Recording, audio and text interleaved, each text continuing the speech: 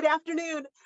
You are with the HFNC staff, and we are having our second coffee talk where we update you on all the fun and incredible things that we are doing with the bleeding disorders community here in Northern California.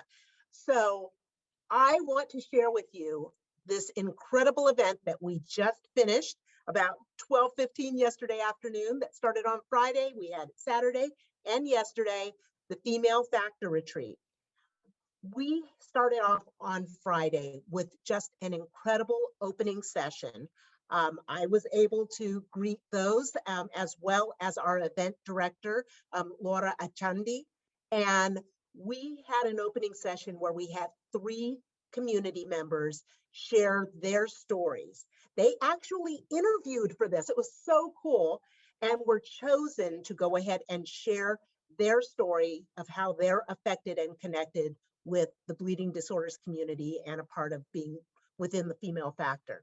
One of the really coolest things about this is all 3 of them shared it in their native language, and for 2 of them, that was in Spanish.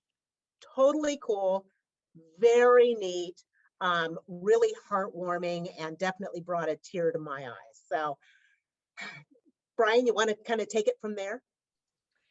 Yeah, it was really great weekend. I don't normally get to be a participant in the Female Factor Retreat, for obvious reasons. But since I got to help with kind of the virtual element of it, which is maybe more my specialty within our staff team, I got to be a part of it, and I feel very grateful and special to have gotten to be in that space a little bit and see the whole community join together and support one another through this program.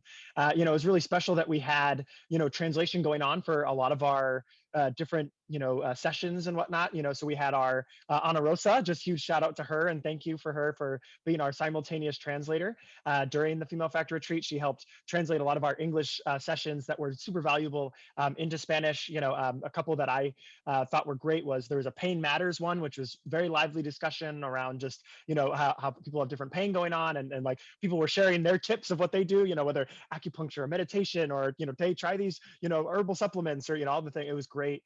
And then also the My Life, Our Future was great too, to have all of that really valuable, interesting genetic study information get translated too. So it was really cool to see and hear, and kind of be the fly on the wall a little bit, and just see the magic that I hear about from Ashley and others. So it was cool to see it happen even in a virtual setting. So I was just going to say, I know that I got some messages and stuff from people that were saying, just how appreciative they were and stuff.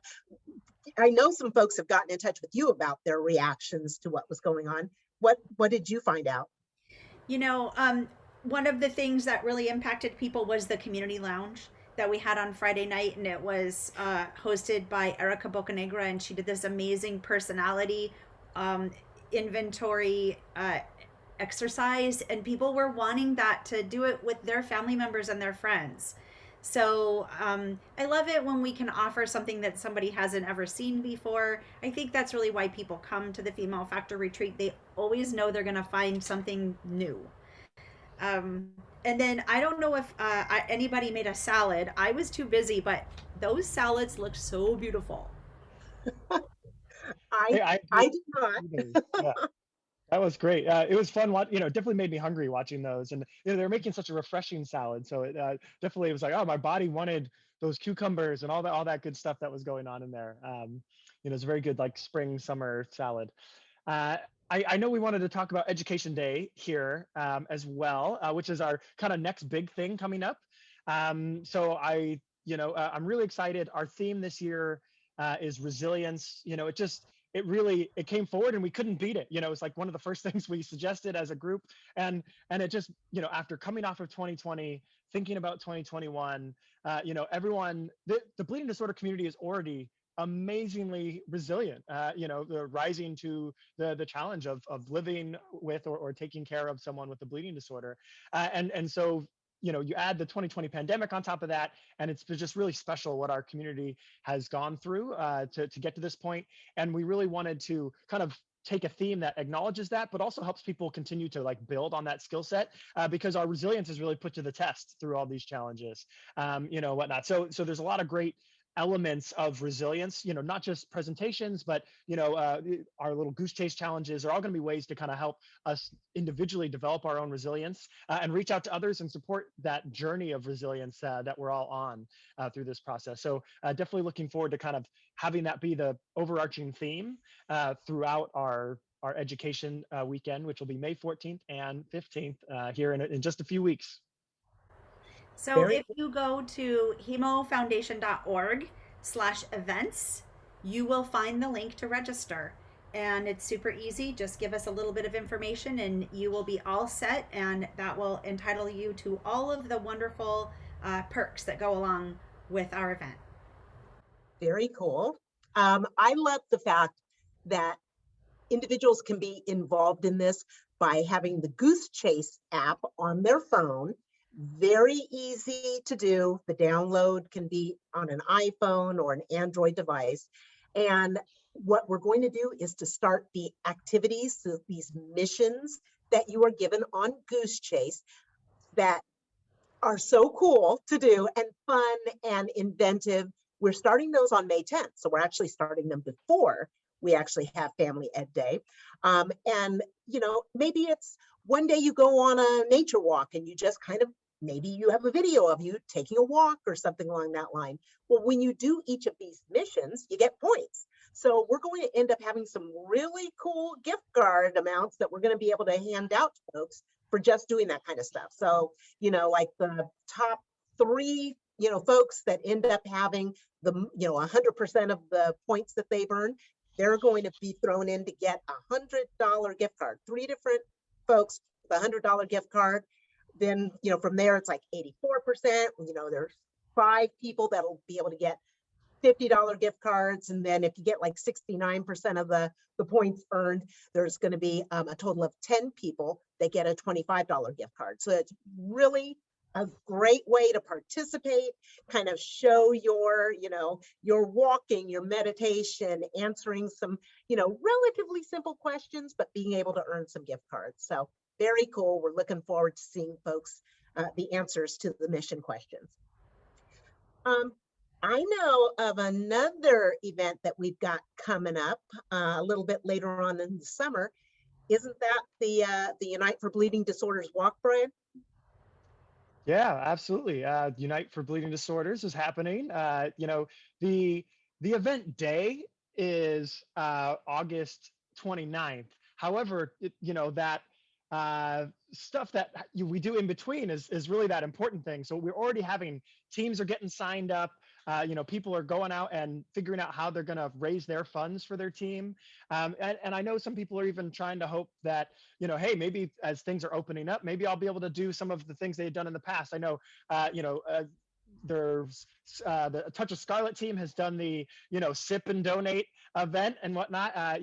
Even Noriko's team, the KG All Stars, they've done a block party before and whatnot. So there's and Pete does his football pools and whatnot for Vin's Fins, and there's a lot of great interesting ways that people can raise funds for their team, and I think that's really the exciting thing that happens.